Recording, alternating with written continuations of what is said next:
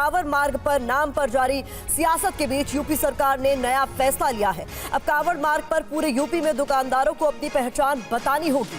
कांवड़ मार्ग पर खाने पीने की दुकानों पर मालिक, संचालक और कर्मचारियों को नाम लिखने होंगे। इससे पहले यह फैसला मुजफ्फरनगर तक ही लागू था, लेकिन अब पूरे प्रदेश में इस फैसले को लागू करने का ऐलान कर दिया गया है। इस पूरे मामले को लेकर पक्ष विपक्ष में आपस में ठन भी गई है, लेकिन नाम पर जिस तरीके से संग्राम हो रहा है, इस बीच बड़ा फैसला यूपी सरकार का। बिल्कुल, तो नाम पर संग्राम छिड़ा है। उत्तर प्रदेश में एक नई बहस शुरू हो गई है। तो देखिए, यूपी में मुजफ्फरनगर में एक फरमान सुनाया गया और ये जो फरमान था, अब ये लेटर हमारे पास है और यही फरमान अब अलग अलग जगहों पर भी, यानी जहां जहां से कांवड़ रूट है वहां पर भी लागू हुआ। दुकानदार को अपनी पहचान बतानी होगी, अपना नाम बताना होगा इस फरमान के तहत। और जो रूट बनाया गया है उसमें जो भी दुकानदार हैं उनको अपना नेम प्लेट लगाना होगा अपनी दुकान के बाहर, या जो भी वो वहां पर व्यवसाय कर रहे हैं, जो भी खाने पीने का सामान बेच रहे हों। और फैसले पर सहयोगियों को भी ऐतराज है। सरकार के इस फैसले पर कई लोगों ने अपनी प्रतिक्रिया दी है, जिसमें कई सारे बीजेपी के सहयोगी दल भी हैं या फिर बीजेपी के ही कई नेता हैं जिन्होंने इस पर सवाल भी उठाए हैं। और देखिए, यूपी सरकार का नया फैसला क्या है, सबसे पहले आपको वो हम बता देते हैं। तो पूरे राज्य में कांवड़ मार्ग पर दुकानदारों को पहचान बतानी होगी। इस फैसले के तहत जो आदेश जारी किया गया उसमें बड़ी बात है। और देखिए, कांवड़ मार्ग पर खाने पीने की दुकानों पर नेम प्लेट जरूरी है, यानी कि वहां नाम लिखा होना चाहिए किसकी दुकान है। दुकानों के नेम प्लेट पर संचालक, मालिक को अपना नाम लिखना होगा, यानी जो भी उस दुकान को चला रहा है, और दुकान में काम करने वाले कर्मचारियों की पहचान भी उसमें बतानी होगी। हलाल सर्टिफिकेशन वाले प्रोडक्ट बेचने वालों पर कार्रवाई होगी। इस रूट में ये हलाल सर्टिफिकेशन वाले प्रोडक्ट्स को नहीं बेचा जाएगा, ये भी इस निर्देश में शामिल है। तो कुल मिलाकर यूपी सरकार का ये जो फैसला है, इसको लेकर किस तरीके से धर्म युद्ध छिड़ गया है, इस पर एक अपडेट आप तक हम पहुंचा रहे हैं। पंकज झा हमारे रोविंग एडिटर ज्यादा जानकारी के साथ जुड़ गए हैं। पंकज जी, अब तक सिर्फ मुजफ्फरनगर में ये फैसला लागू था, लेकिन अब पूरे यूपी में से लागू करने का ऐलान किया गया है। इस पर किस तरीके की प्रतिक्रिया सामने आ रही है, जानने की कोशिश करेंगे। लेकिन ये देखिए, जो जरूरी डिटेल्स है वो स्क्रीन पर लगातार आपके सामने हम रख रहे हैं। अब इस पूरे मामले को लेकर सियासत भी शुरू हो चुकी है। ओवैसी और बीजेपी का इस पूरे मसले पर क्या कुछ कहना, जरा सुनिए।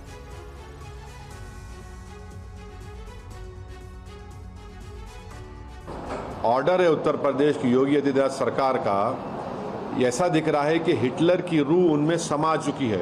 ये क्रिस्टल नॉट मूवमेंट लग रहा है। हिटलर भी एक जूडन बॉयकॉट करते थे, इस तरह का बॉयकॉट हो रहा है उत्तर प्रदेश की सरकार की तरफ से। भाई, आप होते कौन है ये करने वाले?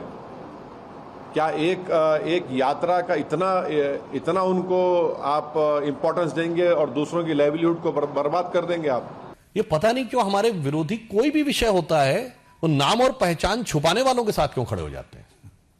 विषय कोई भी हो, मतलब वो आसाम से लेके केरल तक हो, वो विषय सुरक्षा से लेके केरल हाईकोर्ट के द्वारा यूज किए गए और वीएस अच्युतानंदन के द्वारा यूज किए गए लव जिहाद का हो, मगर पहचान छुपाने वालों के लिए इतने अरमान दिल में क्यों छुपे रहते हैं।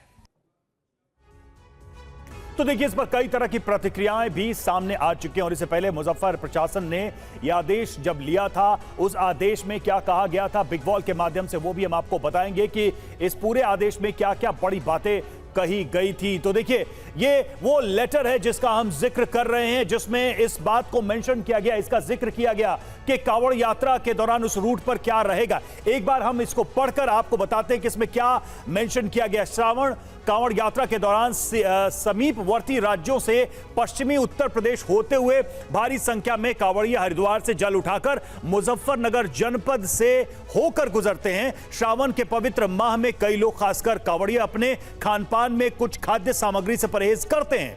पूर्व में ऐसे दृष्टांत प्रकाश में आए हैं जहां कांवड़ मार्ग पर हर प्रकार की खाद्य सामग्री बेचने वाले कुछ दुकानदारों द्वारा अपनी दुकानों के नाम इस प्रकार से रखे गए जिससे कांवड़ियों में भ्रम की स्थिति उत्पन्न होकर कानून व्यवस्था के लिए एक दिक्कत पैदा हो रही थी। जी हां, कानून व्यवस्था की स्थिति उत्पन्न हुई और इस प्रकार की पुनरावृत्ति रोकने एवं श्रद्धालुओं की आस्था के दृष्टिगत कांवड़ मार्ग पर पड़ने वाले होटल, ढाबे और खानपान की सामग्री बेचने वाले दुकानदारों से अनुरोध किया गया है कि वे स्वेच्छा से अपने मालिक और काम करने वालों का नाम प्रदर्शित करें। इस आदेश का आशय किसी प्रकार का धार्मिक विभेद न होकर सिर्फ मुजफ्फरनगर जनपद से गुजरने वाले श्रद्धालुओं की सुविधा, आरोप प्रत्यारोप एवं कानून व्यवस्था की स्थिति को बचाना है। यह व्यवस्था पूर्व में भी प्रचलित रही है। यह आखिरी लाइन भी मेंशन किया गया कि ऐसी व्यवस्था पहले भी हुई है, की गई है और उसी को ये दोबारा रीइंस्टेट कहा जाए या रिपीट कहा जाए, वो किया जा रहा है। और इस बीच देखिए, कांवड़ यात्रा को लेकर फैसले पर आरएलडी ने ऐतराज जताया है। बड़ी खबर आपको बता दें, आरएलडी प्रवक्ता अनिल दुबे का बयान, दुकानों पर नाम लिखने का आदेश गलत, दुकानों पर जाति धर्म की बात लिखना गलत, फैसले की समीक्षा हो और इसे वापस लिया जाए। पार्टी नेता जयंत चौधरी की भी यही राय है, ये उनकी तरफ से साफ किया गया है। पंकज झा से खास बातचीत आपको सुनवाई। सावन में पूरे कांवड़ यात्रा के दौरान उस रूट पर लोगों को अपनी पहचान बतानी होगी। अब सवाल उठता ये है कि बीजेपी की तरफ से मुख्तार अब्बास नकवी ने इसके खिलाफ अपनी बात रखी है। बीजेपी के सहयोगी दल क्या कहते हैं? आरएलडी के नेता अनिल दुबे हमारे साथ हैं। हम जानना चाहेंगे कि बीजेपी के सहयोगी दल आरएलडी का इस पर क्या स्टैंड है। दुबे जी, देखिए, मुजफ्फरनगर प्रशासन ने इसको लागू करने का काम किया और हम लोगों ने अपने नेता माननीय जयंत चौधरी जी को इस बात से अवगत कराया कि मुजफ्फरनगर प्रशासन ने जो निर्णय लिया है ये ठीक नहीं है, क्योंकि जो दुकानों पर जाति और धर्म की बात लिखी जाना लिखना जो है ये किसी भी तरह से न्याय संगत नहीं है, क्योंकि उन मार्गों पर तो तमाम माल आते हैं। अब जैसे लखनऊ में फिनिक्स माल है, लुलू माल है, ये क्या लिख दें, क्या नाम लिख दें, क्या धर्म लिख दें, क्या जातियाँ लिख दें।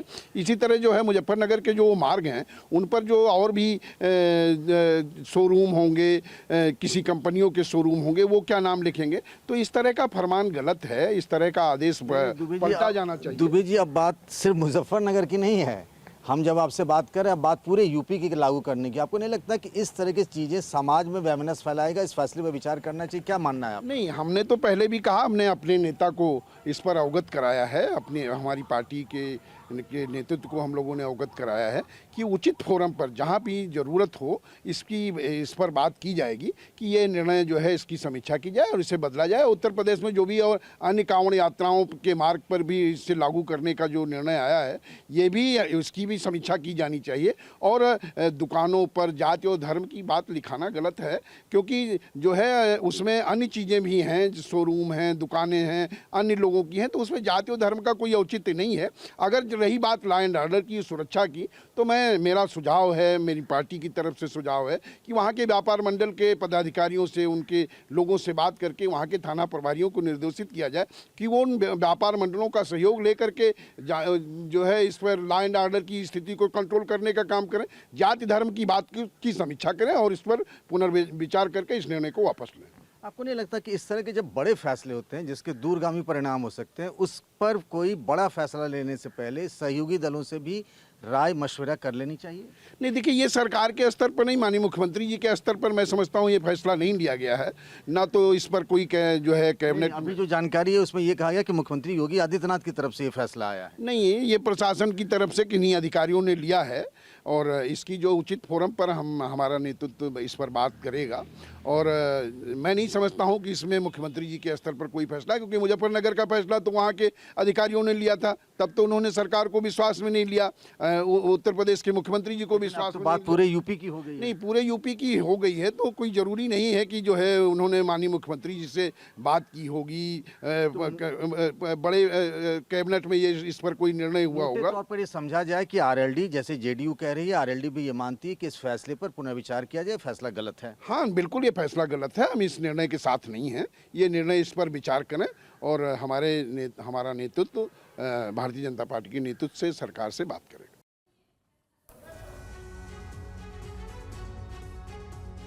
तो लखनऊ से हमारे रोविंग एडिटर पंकज झा हमारे साथ जुड़े हुए। पंकज जी, आपके साथ हम अनिल दुबे की बातचीत देख रहे थे। आरएलडी के नेता है जिन्होंने साफ तौर पर यह भी कह दिया है कि जयंत चौधरी भी इस बात से सहमत है कि इस तरीके का फैसला नहीं लिया जाना चाहिए था और इस तरीके के फैसले को वापस लिया जाए।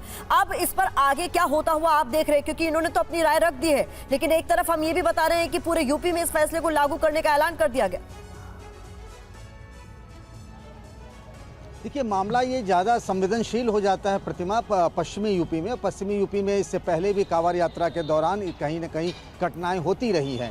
बीजेपी के यहाँ अगर यूपी में देखें तो सहयोगी दल में 4 हैं। आरएलडी ने अपने फैसले के कहा है कि उस फैसले के खिलाफ है, फैसले पर विचार होना चाहिए। ओम प्रकाश राजभर हैं, दूसरे संजय निषाद हैं और तीसरी पार्टी अपना दल है, अनुप्रिया पटेल की पार्टी। इन तीनों पार्टियों के नेताओं से हमारी बातचीत हुई है। उन्होंने कहा कि इस फैसले को उन्होंने समझा है और इस पर थोड़ी देर बाद या वो कह रहे हैं कि अब इसको समझने के बाद राय देंगे। लेकिन चूंकि पहले ये एक मुजफ्फरनगर तक बात सीमित थी, अब ये फैसला यूपी की बीजेपी सरकार का है। अब इस फैसले के खिलाफ कैसे जाएं, और ये समस्या पश्चिमी यूपी में ज़्यादा है, इसीलिए आरएलडी इस फैसले के खिलाफ है। बाद बाकी सहयोगी दलों ने अभी तक अपनी राय नहीं रखी है। बीजेपी के अंदर भी देखें तो मुस्लिम नेताओं में मुख्तार अब्बास नकवी ने अपनी बात रखी है, लेकिन बाकी नेता जो है उस समाज के, वो अभी भी इस पर खुलकर बात करने को तैयार नहीं है। हालांकि उनसे अगर आप बात करते हैं 1 to 1 तो इस फैसले के खिलाफ अपने को बताते हैं। बिल्कुल, कई तरह की प्रतिक्रियाएं आ रही हैं बीजेपी के अंदर से और सहयोगी दलों से भी। आप हमारे साथ बने रहिए। और देखिए, कांवड़ यात्रा को लेकर मुजफ्फरनगर में एक और विवाद सामने आया है। टीवी 9 भारतवर्ष से मुजफ्फरनगर के ढाबा मालिक ने कहा, ढाबे से मुस्लिम कर्मियों को हटाने के लिए कहा गया। इस आदेश के बाद कामकाज में काफी दिक्कत आ रही है। ढाबा मालिक ने यह बात कही है, तो ये और एक खबर सामने आ रही है जहां पर यह दावा किया जा रहा है कि ढाबा मालिक की तरफ से कि मुस्लिम कर्मियों को हटाने के लिए कहा गया है। आइए सुनते हैं। इस वक्त हम मौजूद है खतौली बाईपास के पास बने साक्षी टूरिस्ट ढाबे पर, जहां तस्वीरों में देख सकते हैं कि मुजफ्फरनगर पुलिस के द्वारा दिए गए निर्देश के बाद यहां पर प्रोप्राइटर अक्षय प्रताप सिंह का नाम आपको तस्वीरों में नज़र आएगा। बाकायदा यहां पर नाम लिखा हुआ नज़र आ रहा है और यहाँ पर आपको लिखा नज़र आएगा साक्षी टूरिस्ट ढाबा।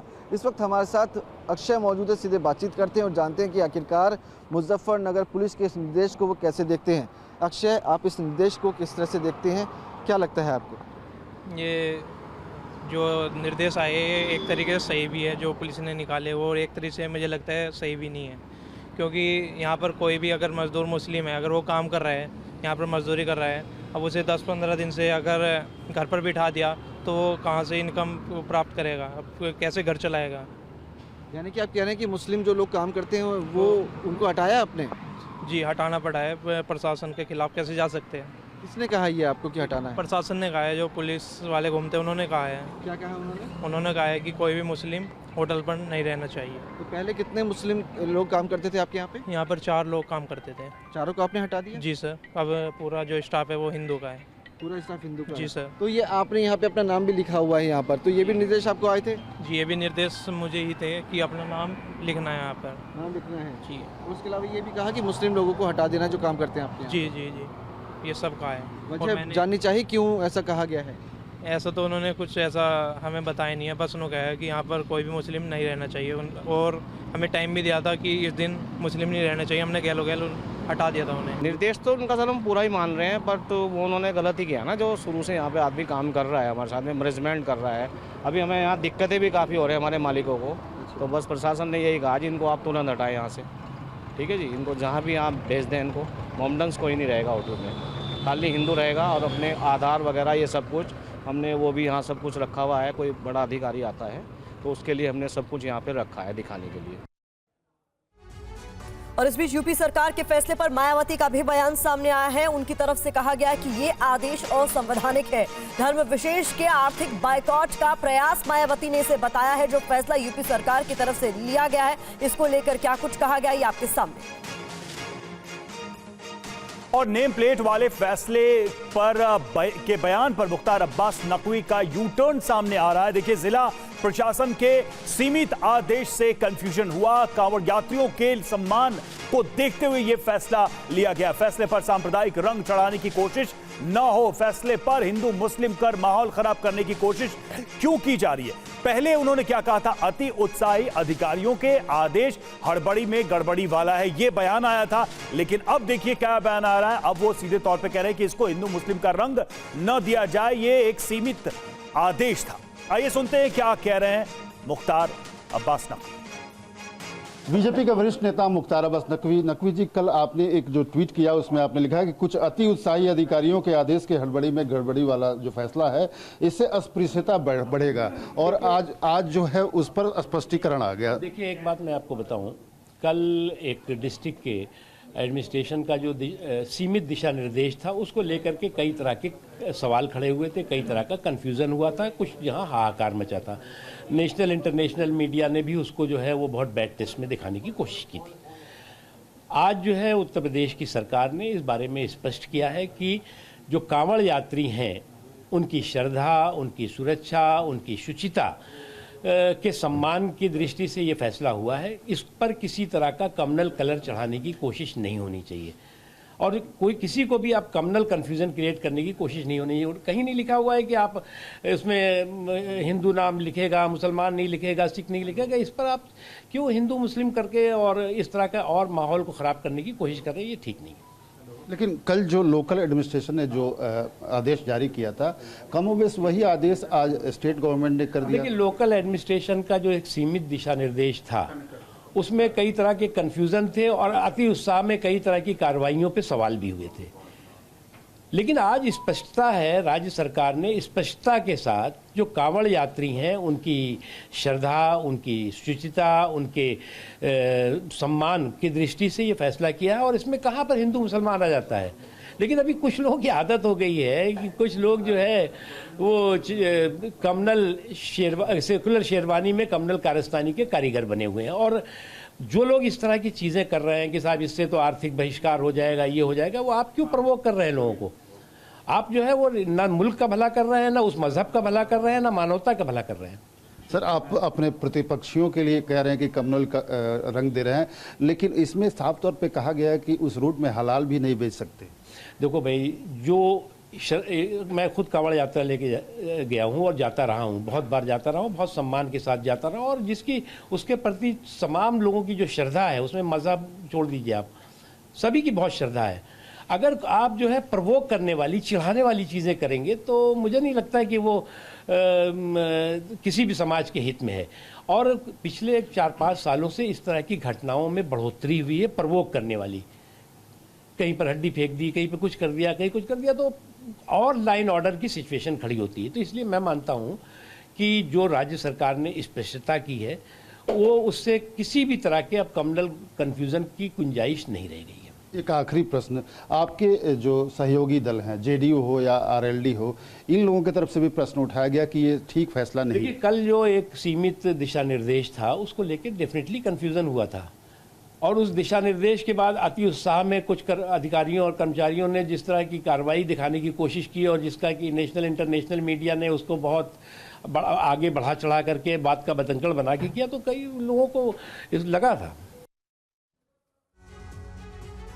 तो मुख्तार अब्बास नकवी को आप सुन रहे थे। अब उनका जो बयान सामने आया है वो पहले के एक्स पर लिखे पोस्ट से बिल्कुल अलग है। और देखिए, हमारे साथ विवेक शर्मा इस वक्त मुजफ्फरनगर से जुड़ चुके हैं। विवेक, अगर देखा जाए तो अलग अलग तरीके से इस फैसले को सब देख रहे हैं, राजनीतिक दल अपने अपने चश्मे से इस फैसले को देख रहे हैं, लेकिन जो मुजफ्फरनगर में आम लोग हैं, दोनों तरफ से, अगर मैं कहूं दुकानदार ही नहीं, जो वो लोग जो कांवड़ यात्रा की तैयारी कर रहे हैं या फिर जो उस रूट से गुजरेंगे या फिर लोग स्वागत की भी तैयारी करते हैं कांवड़ियों के, वो दोनों वर्ग इसको कैसे देख रहे हैं? एक तरफ दुकानदार और दूसरी तरफ वो जो यात्रा से जुड़े हुए लोग हैं। देखिए, बात की जाए तो कहीं ना कहीं मुजफ्फरनगर के लोग जो हैं उनकी अपने अपने तर्क हैं। कुछ लोग कह रहे हैं कि ये फैसला बिल्कुल सही है, तो कुछ लोग कह रहे हैं कि फैसला गलत है। लेकिन इस वक्त मैं मौजूद हूँ खतौली बाईपास के पास। आप देख सकते हैं तस्वीरों में कि यहाँ पर शिवा पंजाबी टूरिस्ट ढाबा आपको लिखा हुआ नजर आएगा और यहाँ पे ओनर का नाम भी विश्वजीत चौधरी लिखा हुआ नजर आएगा। यहाँ पर जो लोग हैं वो लोग बता रहे हैं कि फैसला सही है। बातचीत यहाँ पर मालिक से करने की कोशिश करेंगे कि आखिरकार वो क्या कहते हैं। आपका क्या नाम है? मेरा नाम अनिल कुमार है। अनिल जी, जिस तरह से फैसला लिया गया है मुजफ्फर पुलिस द्वारा, आप उसे कैसे देखते हैं? कैसे, क्या मतलब? जैसे पुलिस का फैसला है, हाँ। ऐसा कोई दिक्कत नहीं, पुलिस का फैसला ठीक है। जैसे भी उन्होंने कहा, हमारे पास ऐसी कोई परेशानी नहीं है। कोई दिक्कत नहीं है आपको? कोई दिक्कत नहीं है, ना कोई वर्कर है हमारे पास, ना कोई वो है, हिंदू वर्कर है सब। अच्छा, तो ये नाम बदलने के लिए कब कहा गया था आपको? मैनेजर था ना वो, पहले नाम बदलने के लिए ऐसे नहीं, बोर्ड लगा हुआ है बाहर, राजू भाई के अलावा जी की, उसमें देख देख में काम हो रहा सारा, उन्हीं का नाम लिखा हुआ, बेटे का नाम लिखा हुआ है। अच्छा, तो कितने वर्कर काम करते हैं आपके यहाँ पे? हमारे 8-9 वर्कर काम करते हैं। 8 वर्कर काम करते हैं। हाँ, ये 8-9 वर्कर हैं, बस आईडी लगी। तो आप देख सकते हैं, मैं आपको दिखाऊं तो यहाँ पे जो वर्कर काम करते हैं उनके नाम भी बाकायदा यहाँ पे आपको तस्वीरों में नजर आएंगे। देख सकते हैं कि पहले ओनर का नाम जो है वो ऊपर लिखा हुआ है, उसके बाद यहाँ पे जितने भी वर्कर काम करते हैं उनका बाकायदा आधार कार्ड और साथ ही फ़ोटो यहाँ पर दीवार पर लगाई हुई है। बताया जा रहा है जिस तरह से मुजफ्फरनगर पुलिस ने आदेश दिया था कि ओनर का नाम लिखना अनिवार्य है, तो उसके बाद इन्होंने यहाँ पर ओनर का नाम भी लिखवाया है और यहाँ पर काम करने वाले सभी लोगों का नाम लिखवाया है। देख सकते हैं कि यहाँ पर ये फ़ोटो आपको तस्वीरों में नज़र आएंगी और इसी तरह की तस्वीरें जगह जगह पर देखने को मिल रही है, जहाँ पर लोगों ने अपनी दुकानों के बाहर मालिकों का नाम बाकायदा लिखवाया हुआ है और साथ ही जो नौकर हैं उनके नाम भी बाहर लिखे हुए नज़र आ रहे हैं। चाय वाले की दुकान पर हम लोग गए थे तो वहाँ पर हमने बातचीत की तो उन्होंने कहा था कि मुजफ्फरनगर पुलिस यहाँ पर आई थी, पहले उनकी चाय की दुकान का नाम चाय लवर पॉइंट हुआ करता था, लेकिन उनको बाद में बोला गया कि आपको अपना असली नाम लिखना होगा। तो इसके बाद उन्होंने वकील अहमद चाय टी स्टॉल कर दिया था। तो यहाँ पर लगातार जो है नाम बदले हुए यहाँ पर जो लिखे हुए नजर आ रहे हैं और कुछ जगह ऐसे भी हैं दुकान से विवेक शर्मा की आप ये रिपोर्ट देख रहे हैं, जहाँ पर बताया जा रहा है कि क्या सोच रहे हैं वहाँ के लोग, वहाँ के दुकानदार और कांवड़ यात्रा में शामिल होने वाले लोग। इस बीच बड़ी खबर आपको बता दें, यूपी के मंत्री कपिल देव अग्रवाल का भी बयान सामने आया है। हिंदू नाम पर मुस्लिमों की दुकान, हिंदू नाम लिखकर नॉनवेज न परोसे, ये कहा गया है यूपी के मंत्री कपिल देव अग्रवाल की ओर से। देवी देवता का नाम हिंदू का और बेचते नॉनवेज, उन पर प्रतिबंध लगना चाहिए, उनके नाम की पहचान होनी चाहिए ताकि जो कावड़ यहाँ बैठा चाहे बैठे। हमें न किसी के नॉनवेज बेचने बाबत के कावड़ तो बिकेगा ही नहीं, कावड़ का विषय कावड़ तो नहीं बिकेगा, पर सामान्य तो भी अगर कोई नॉनवेज बेचता बेचे, नॉनवेज खाने वाला खाए, पर हिंदू देवी देवताओं के नाम पर दुकान खोल करके नॉनवेज नहीं बेचे, ये हमने आग्रह किया था।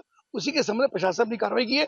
इसमें जिस प्रकार से अन्य पॉलिटिकल लोग, चाहे श्री अखिलेश यादव हों, चाहे ओवैसी हों, जो इसको एक सामाजिक और एक हिंदू मुस्लिम का तूल दे रहे हैं, ये हिंदू मुस्लिम का विषय नहीं है। ब्रिटेन के लीड्स से जो बड़ी खबर आई है उसके मुताबिक लीड्स में आधी रात में भड़की हिंसा, सैकड़ों उपद्रवियों ने बस में आग लगाई, जिसकी तस्वीरें आपके सामने हैं। पुलिस वैन को भी सड़क पर पलट दिया गया। उपद्रवियों द्वारा भारी तादाद में पुलिस बल को तैनात करना पड़ा ताकि इस बेकाबू भीड़ पर काबू पाया जा सके।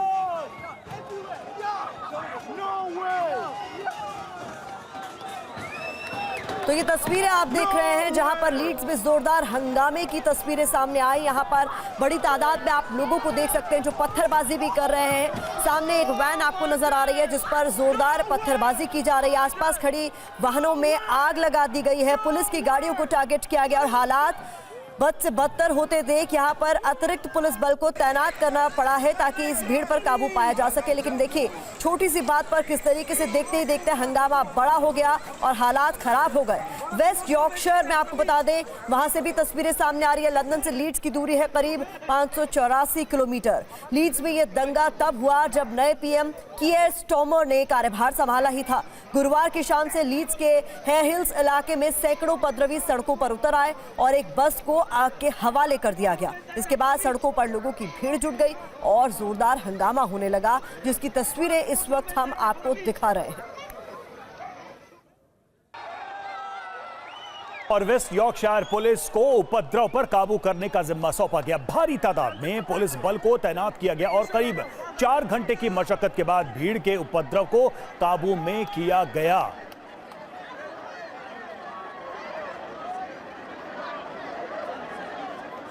जानकारी के मुताबिक गुरुवार की शाम 5 बजे एक एजेंसी के कर्मचारियों और कुछ बच्चों के बीच झगड़े की शुरुआत हुई, जिसके बाद भीड़ सड़कों पर उतर आई और सरकारी संपत्ति को किस तरीके से नुकसान पहुंचाया गया उसकी तस्वीरें आपके सामने है। भीड़ का गुस्सा जब बेकाबू हुआ तो एक बस में आग लगा दी गई। बस के धुएं का गुबार दूर दूर तक साफ तौर पर देखा गया। उपद्रवियों में कई लोग लाठी डंडों से लैस थे जो दुकानों और ऑफिस के शीशे को तोड़ते हुए भी तस्वीरों में कैद हुए। घंटों के उपद्रव के बाद देर रात हंगामे पर किसी तरीके से काबू पाया गया।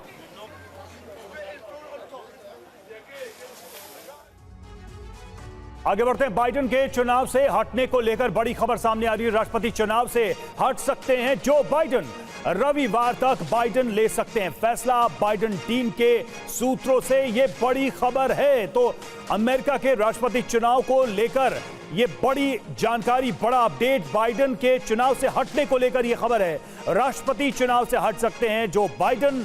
रविवार तक बाइडेन इस पर फैसला ले सकते हैं। बाइडेन टीम के सूत्रों ने यह बड़ी जानकारी दी है। तो जो बाइडेन के कैंडिडेचर को लेकर यह बड़ी खबर है, उनके स्वास्थ्य को लेकर कई तरह की खबरें सामने आई हैं और अब यह बड़ी जानकारी आ रही है कि रविवार तक कोई फैसला ले सकते हैं अपने स्वास्थ्य को देखते हुए। राष्ट्रपति पद के चुनाव से, इस रेस से हट सकते हैं जो बाइडेन टीम के सोर्सेस से यह बड़ी खबर सामने आ रही है। हमारे सहयोगी मनीष झा हमारे साथ जुड़े हुए। मनीष, क्या यह माना जाए कि अब लगभग ये स्थिति दिख रही है कि बाइडेन इस चुनावी रेस से बाहर हो जाएंगे? स्वास्थ्य की बात तो कही जा रही थी, लेकिन अब तो उनके टीम के सोर्सेज ये बता रहे हैं कि शायद रविवार को फैसला हो भी जाए। बिल्कुल, देखिए, लगातार दबाव था राष्ट्रपति बाइडेन पर कि वो चुनाव में ना लड़े, चुनाव से हटने का वो फैसला लें। हालांकि राष्ट्रपति बाइडेन अपनी जिद पर अड़े हुए थे, लेकिन फिर राष्ट्रपति बाइडेन ने यह भी कहा कि अगर मेडिकल रीजन से वो इस पर फैसला ले सकते हैं। इस बीच में बाइडेन को कोरोना भी हो गया। कोविड पॉजिटिव होने के बाद से उनके टीम के लोग लगातार उनको समझाने बुझाने में लगे हुए थे और अब TV9 को यह खबर मिली है कि यह फैसला कभी भी लिया जा सकता है। मैक्सिमम वीकेंड तक, यानी रविवार तक यह फैसला लिया जा सकता है। ऐलान कर सकते हैं राष्ट्रपति बाइडेन इस चुनाव में नहीं लड़ने का। तो एक बड़ा निर्णायक मोड़ अमेरिकी चुनाव के हिस्ट्री में होने वाला है, जब सिटिंग प्रेसिडेंट सिर्फ इस वजह से कि वो स्वास्थ्य में फिट नहीं है और इस वजह से वो चुनाव नहीं लड़ने का फैसला लेंगे। वहीं दूसरी तरफ चूंकि ट्रंप की लोकप्रियता बढ़ रही है, ट्रंप पर हमले के बाद वैसे भी कहा जा रहा है कि ट्रंप का जीतना लगभग तय है, तो बाइडेन के शुभचिंतक या फिर प्रेसिडेंट ओबामा, प्रेसिडेंट क्लिंटन जैसे लोग भी लगातार बाइडेन को समझाने बुझाने को लगे हुए थे और अब जाकर यह मोमेंट आ गया जब बाइडेन इस बारे में अपना अंतिम फैसला लेंगे और वो कभी भी हो सकता है। मैक्सिमम रविवार तक ये फैसला लिया जा सकता है। बहुत बहुत शुक्रिया मनीष आपका इस अपडेट के लिए, इस जानकारी के लिए। आगे बढ़ेंगे और बात करेंगे महाप्रभु भगवान जगन्नाथ के 7 चमत्कारों। जी हां, तो पुरी में महाप्रभु जगन्नाथ के रत्न भंडार के रहस्य लोक का अंदरूनी दरवाजा भी खुल चुका है। बाहरी के बाद भीतरी रत्न भंडार से क्या क्या मिला है, आपको इसका पूरा अंक गणित दिखाएंगे। साथ ही आपको यह भी दिखाएंगे कि क्या भगवान जगन्नाथ के मंदिर में कोई गुप्त रत्न भंडार भी है। इस गुप्त खजाने का सच क्या है, आइए आपको इस पर सबसे पहले आंखों देखी गवाही दिखाते हैं।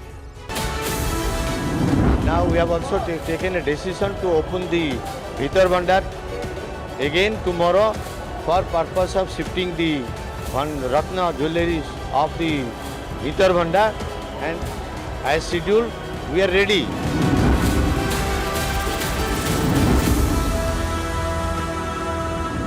After the total clearance of both the outer and the inner Ratna Bhandar, the premises will be handed over to the Archaeological Survey of India to carry out complete repair and conservation work, because to our knowledge we have not carried out repair work of the Ratna Bhandara since many decades.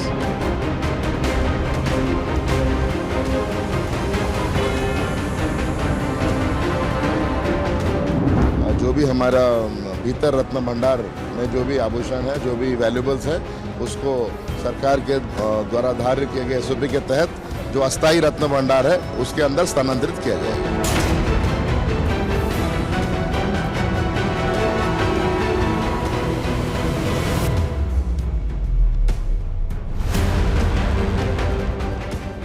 घंटे के अंदर दूसरी बार भगवान जगन्नाथ का रत्न भंडार खुला तो एक बार फिर सोने, चांदी और हीरे जवाहरात का अकूत खजाना निकला। इसे देखकर पिछली बार की तरह इस बार भी हर किसी की आंखें चौंधिया गई।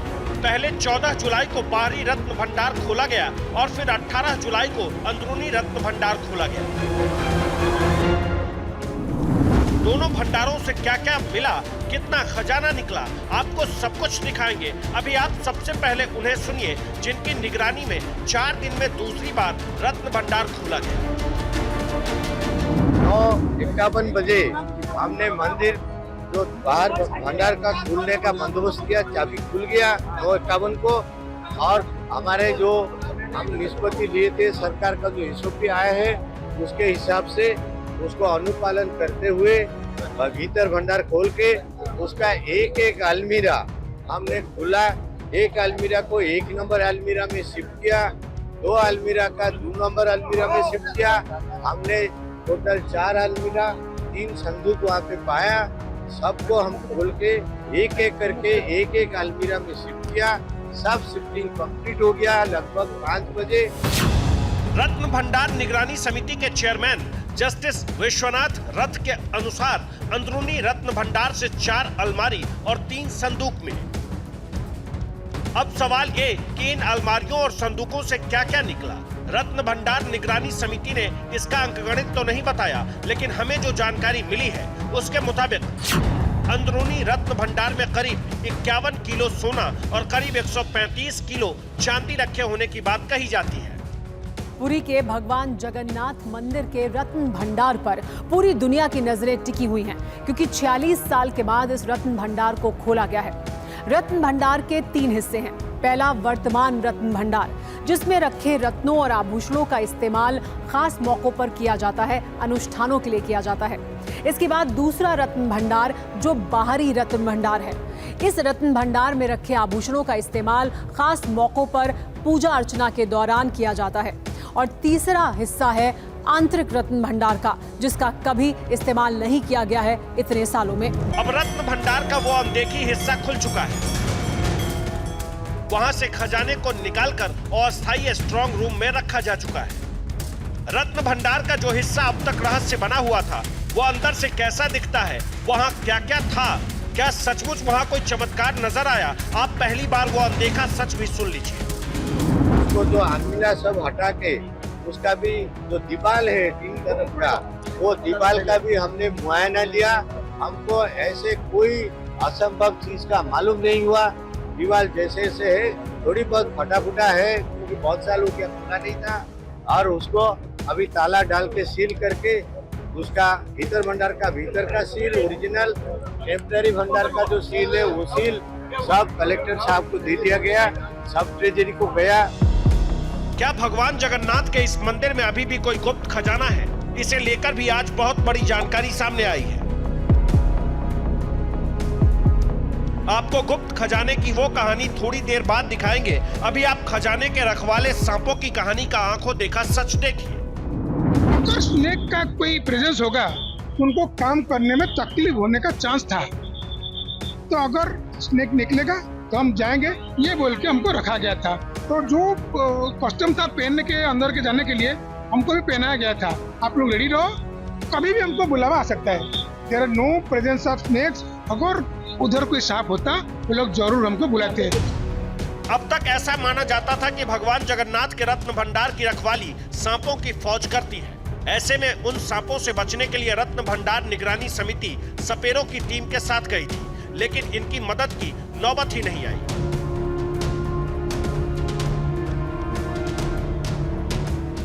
मंदिर के रत्न भंडार के अनदेखे और अंदरूनी हिस्से में 11 लोगों की टीम दाखिल हुई।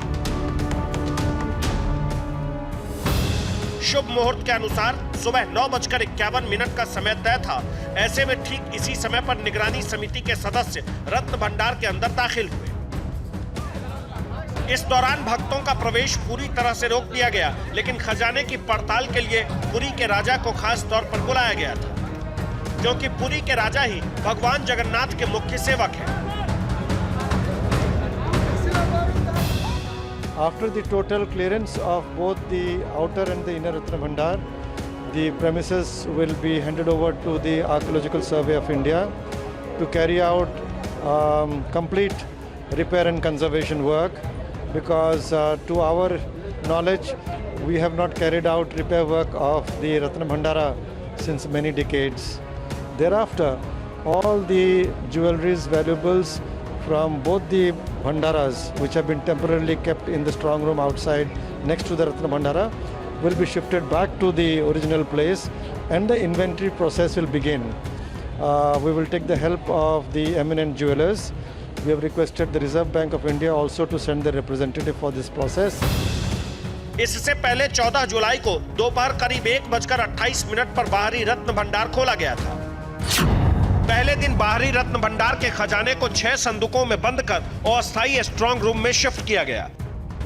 बाहरी रत्न भंडार से क्या क्या मिला था, इसे लेकर भी कोई पक्की जानकारी नहीं है, लेकिन अनुमानों के अंकगणित के अनुसार बाहरी रत्न भंडार में 95 किलो सोना और करीब 19.5 किलो चांदी रखे होने की बात कही जाती है। 14 जुलाई को बाहरी रत्न भंडार में रखे गहनों और कीमती सामानों को मंदिर के अंदर अस्थायी स्ट्रांग रूम में रखने के बाद स्ट्रांग रूम को सील कर दिया गया। इसके बाद निगरानी समिति उसी दिन रत्न भंडार के अंदरूनी हिस्से में दाखिल हुई। अंदरूनी रत्न भंडार के दरवाजे पर 3 ताले लगे थे। जिला प्रशासन के पास मौजूद किसी चाबी से वो ताले नहीं खुले तो उन तालों को तोड़ दिया गया। रत्न भंडार का दूसरा दरवाजा खुलते ही पुरी के एसपी पिनाक मिश्रा बेहोश भी हो गए। हालांकि इसका कारण पता नहीं चल सका। बाद में मंदिर परिसर में ही उनका इलाज किया गया। 14 जुलाई को ही अंदरूनी रत्न भंडार की अलमारियों और संदूकों में रखे सामानों का जायजा लिया गया। उस दिन निगरानी समिति ने इन सामानों को तुरंत यहां से नहीं हटाने का फैसला लिया, क्योंकि बीच में भगवान जगन्नाथ की बहुधा यात्रा और सुनवेशा अनुष्ठान का भी मुहूर्त था। ऐसे में बाद में अंदरूनी रत्न भंडार को खोलने का दिन 18 जुलाई तय किया गया। तय दिन और समय पर अंदरूनी रत्न भंडार भी खुल चुका है। इससे पहले 2018 में भी ओडिशा हाई कोर्ट के आदेश पर रत्न भंडार खोलने की कोशिश हुई थी, लेकिन 4 अप्रैल 2018 को 16 लोगों की टीम को खाली हाथ ही लौटना पड़ा था, क्योंकि तब ये दावा किया गया कि रत्न भंडार की चाबी खो गई है। इससे पहले साल 1978, 1926 और 1905 में भगवान जगन्नाथ के रत्न भंडार को खोला गया था। भगवान जगन्नाथ के रत्न भंडार की गुम चाबी 2024 के ओडिशा विधानसभा और लोकसभा चुनाव में भी बड़ा मुद्दा बना। उस दौरान प्रधानमंत्री नरेंद्र मोदी और गृह मंत्री अमित शाह ने करीब हर चुनावी सभा में इस मुद्दे पर ओडिशा की नवीन पटनायक सरकार को घेरा। श्री जगन्नाथ मंदिर के श्री रत्न भंडार के गर्भगृह के आंतरिक कक्ष की चाबियां पिछले 6 साल से लापता है। इतना बड़ा अमूल्य खजाना जो भगवान जगन्नाथ के ताबे में है, आप उसको भी संभाल नहीं पाए, चाबी खो दी। रत्न भंडार कितनी बार खुला, रत्न भंडार की जांच की रिपोर्ट को छिपाया गया। मैं आज कहकर जाता हूं, आप भाजपा सरकार बना दो, 4 आने का रत्न भंडार का हिसाब हम एडवर्टाइज कर उत्कल भाइयों बहनों के सामने रखेंगे। पूरे रत्न भंडार का valuation reserve bank of India से कर इसको सार्वजनिक किया जाएगा और हम जांच आयोग की रिपोर्ट को कुछ ही दिन में सार्वजनिक करेंगे।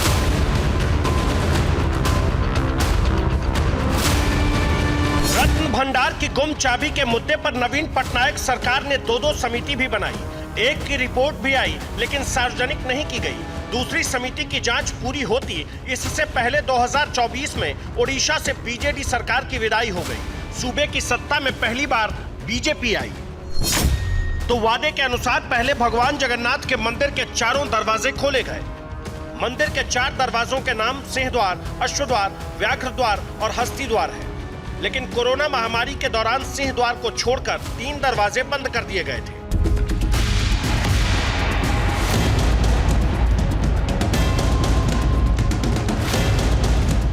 बीजेपी ने रत्न भंडार खोलने का भी वादा किया था, जिसे खोलकर ओडिशा की मोहन मांझी सरकार ने यह वादा भी पूरा कर दिया है। महाप्रभु की आदेश से लाखों हिंदुओं की आवेग से 4.5 करोड़ ओडिया लोगों की अत्यंत श्रद्धा की केंद्र महाप्रभु जगन्नाथ जी के मंदिर की रत्न भंडार खोली गई है। उसकी काम शुरू हुई है। वहाँ की स्थानीय प्रशासक, उड़ीसा की भारतीय जनता पार्टी की मोहन मांझी जी के नेतृत्व की नई सरकार उस काम को सुचारू रूप पे प्रभु की आशीर्वाद से, जैसे कोर्ट की आदेश था, एक कमेटी बना के उनकी निगरानी में सारे विधि विधान के साथ खोला जाएगा। रिजर्व बैंक भी उसमें शामिल है। सारे लोग मिलकर महाप्रभु की इच्छा को पूरा कर रहे हैं। भगवान जगन्नाथ के रत्न भंडार में अकूत खजाना होने की बात कही जाती है। श्री जगन्नाथ मंदिर का रत्न भंडार मंदिर के उत्तरी तरफ बना है। इसकी लंबाई 8.79 मीटर, चौड़ाई 6.74 मीटर और ऊंचाई 11.78 मीटर है। इस रत्न भंडार में भगवान जगन्नाथ, उनके भाई बलभद्र और बहन सुभद्रा के वस्त्र और आभूषण रखे हुए हैं। साथ ही सालों से मंदिर में चढ़ाए जाने वाले रत्न और जवाहरात, सोना चांदी भी इसी भंडार में रखे जाते हैं। इस रत्न भंडार के 3 हिस्से हैं। पहले हिस्से में वो रत्न भंडार के आभूषण और वस्त्र आते हैं जो बहुत पुराने हैं और जिनका कभी इस्तेमाल नहीं होता है। दूसरे हिस्से में वो रत्न भंडार के आभूषण और वस्त्र हैं, जैसे स्वर्ण वस्त्र, जो रथ यात्रा के समय पर निकाले जाते हैं या खास पूजा अर्चना के मौके पर उनका इस्तेमाल होता है। और तीसरे हिस्से में वो रत्न आभूषण हैं जिनका रोज भगवान की पूजा अर्चना के लिए और भगवान के साज श्रृंगार के लिए इस्तेमाल किया जाता है। अब ये बात सामने आ चुकी है कि अंदरूनी रत्न भंडार से 4 अलमारियों और 3 संदूकों से भरे खजाने निकले हैं। ऐसे में अब लोग इनमें रखे खजानों को देखने के लिए बेकरार हैं। सवाल तो ये भी कि क्या पुरी के इस मंदिर में कोई और खजाना भी है? क्या कोई और गुप्त रत्न भंडार है जिसमें आभूषणों का अंबार है? भगवान जगन्नाथ के रत्न भंडार में इतने सोना, चांदी, हीरा, जवाहरात आए कहां से? इसे जानने के लिए आपको मंदिर के इतिहास पर नजर डालना होगा। अभी अगला काम जो है, हम लोग सरकार को लिखेंगे, अगर कोई वैज्ञानिक पद्धति वहाँ करने का है, सरकार हमको अनुमति दे और कोई भंडार है, वो संभावनाएं लोगों दिखाते हैं, हमको मालूम नहीं कहाँ पे ग्रुप में भी लिखा गया नहीं है, कोई रिपोर्ट में लिखा गया नहीं है। फिर भी जनता का क्योंकि आशंका हो रहा है, इसलिए हम तय किए सरकार को अनुरोध करेंगे, जल्द से जल्द सरकार का जो नियम पालन करने के लिए आएगा, SOP आएगा, उसी हिसाब से हम आगे बढ़ेंगे।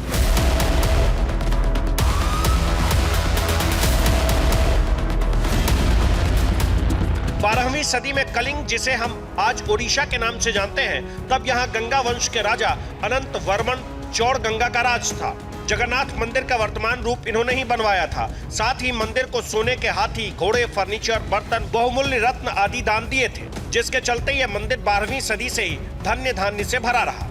जगन्नाथ मंदिर के ऐतिहासिक दस्तावेज मदला पंजी के अनुसार राजा अनंग भीम देव ने श्री जगन्नाथ को लगभग 14.5 लाख ग्राम सोना दान में दिया था, जिनसे भगवान की मूर्तियों के आभूषण बनाए गए। इनके पुत्र और गंगा वंश के अगले राजा का नाम था नरसिंह देव। नरसिंह देव ने ही घोषणा की थी कि भगवान जगन्नाथ इनके साम्राज्य के असली राजा हैं और वो खुद उनके प्रतिनिधि हैं। गंगा वंश के बाद कलिंग पर सूर्यवंशी राजाओं का शासन शुरू हुआ। इन्हें गजपति के नाम से भी जाना जाता है। गजपति साम्राज्य की स्थापना राजा कपिलेंद्र देव ने की थी। राजा कपिलेंद्र के बारे में एक शिलालेख में जिक्र मिलता है कि दक्षिण के अभियान के बाद जब वो लौटे तो वो अपने साथ 16 हाथियों में लाद कर सोना लाए थे। यह सारा सोना उन्होंने श्री जगन्नाथ को दान कर दिया था। ऐसे में भगवान जगन्नाथ के रत्न भंडार में इतने रत्न जमा हो गए कि ये मंदिर आक्रांताओं के निशाने पर आ गया। भगवान जगन्नाथ के रत्न भंडार में इतने बेशकीमती रत्न और आभूषण थे कि इन्हें लूटने के लिए इतिहास में कई बार मंदिर पर हमले भी हुए। 15वीं से 18वीं सदी के बीच मंदिर पर कम से कम 15 भारी हमले हुए, जिनमें से आखिरी आक्रमण बंगाल के एक तत्कालीन सेनापति मोहम्मद तकी खान ने 1731 में किया था।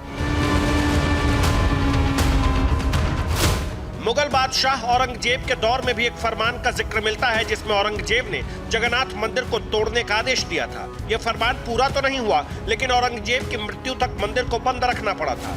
इसके अलावा भी मंदिर पर आक्रमण की कई कोशिशें हुई। कई बार मूर्तियों को दूसरे स्थानों पर छिपाना पड़ा और रत्न भंडार को भी नुकसान हुआ। जो इतिहास हमें बताता है इसके रत्न भंडार की प्लंडरिंग, लूट के बारे में, तो इसका पहला प्रमाण हमें 1647 में मिलता है, जब अमीर फातेह खान ने इस रत्न भंडार को पूरा का पूरा लूट लिया, जिसमें सोने, जवाहरात, कीमती पत्थर, मोतियां इत्यादि सब कुछ थे, और उसको लूट कर बंगाल ले गया।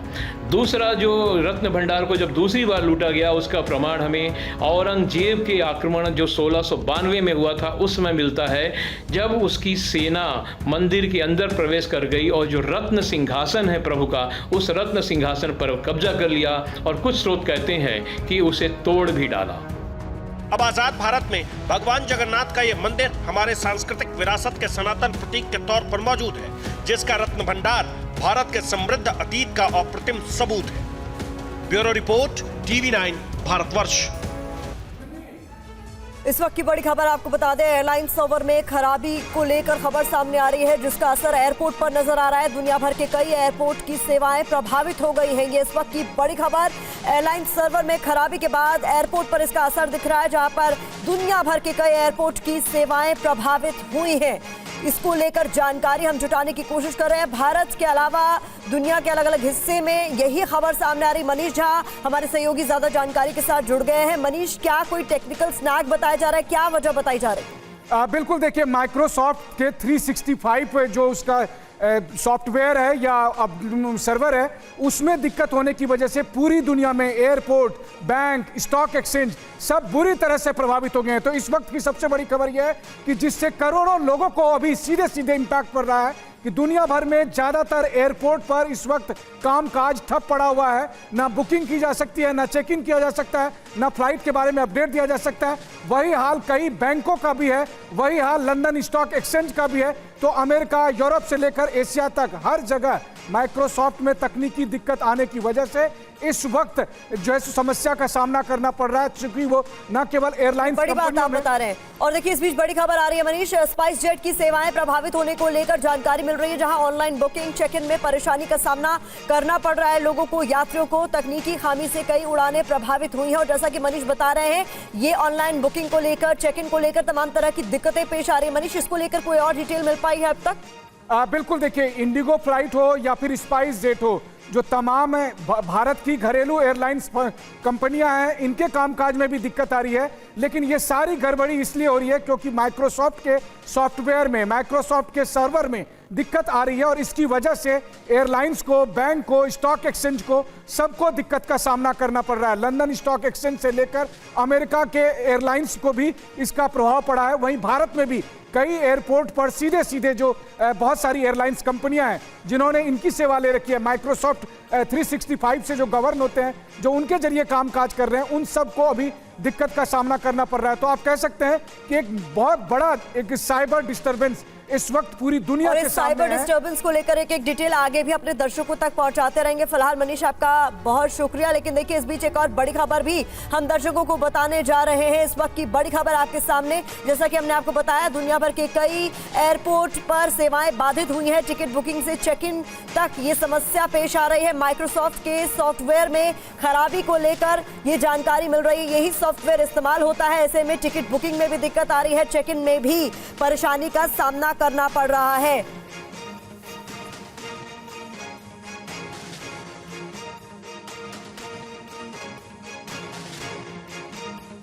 माइक्रोसॉफ्ट और वो दोनों में प लिखा है आधा, माइक्रोसॉफ्ट और सॉफ्टवेयर।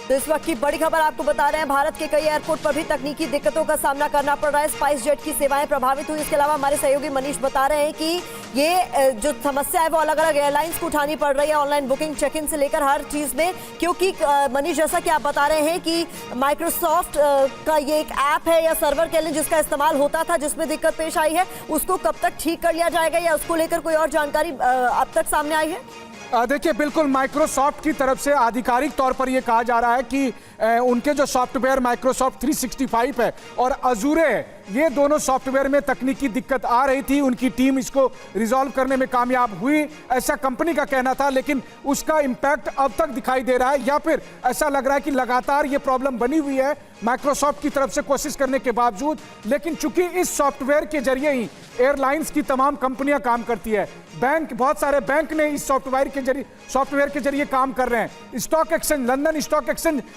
में इस पर काम हो रहा है। इसी वजह से अमेरिका से लेकर यूरोप तक, एशिया के कई देशों में इसका असर पड़ रहा है।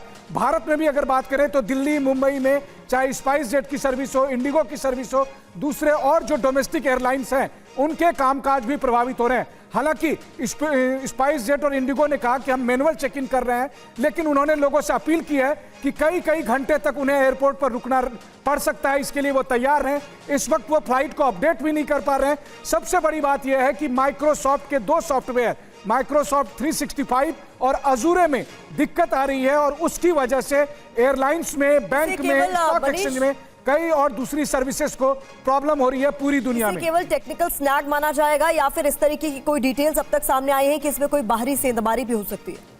देखिए, कुछ भी हो सकता है। अभी फिलहाल माइक्रोसॉफ्ट की तरफ से ये नहीं कहा गया है कि क्या कहीं किसी ने साइबर अटैक किया है या फिर केवल ये एक टेक्निकल स्नैग है। लेकिन इस टेक्निकल स्नैग को दूर करने में माइक्रोसॉफ्ट को काफ़ी मुश्किलों का सामना करना पड़ रहा है। जब सबसे पहले ये दिक्कत आई अमेरिकन एयरलाइंस के सामने, तो अमेरिकन एयरलाइंस ने माइक्रोसॉफ्ट कंपनी से कांटेक्ट किया और उसके बाद से माइक्रोसॉफ्ट लगातार कोशिश कर रही है। लेकिन धीरे धीरे इस स्नैग का असर पूरी दुनिया पर फैल गया, न केवल अमेरिका में बल्कि यूरोप और एशिया के तमाम देशों में भी इसका असर पड़ रहा है। भारत में भी एयरलाइंस के कामकाज में काफ़ी दिक्कत आ रही है और इस वजह से अगर आप देखें तो बड़े बड़े एयरलाइंस को अपने कामकाज में चाहे टिकट की बुकिंग हो या ऑनलाइन चेक इन की व्यवस्था हो, इन सब में दिक्कत आ रही है, यहाँ तक कि फ्लाइट में भी दिक्कत आ रही है।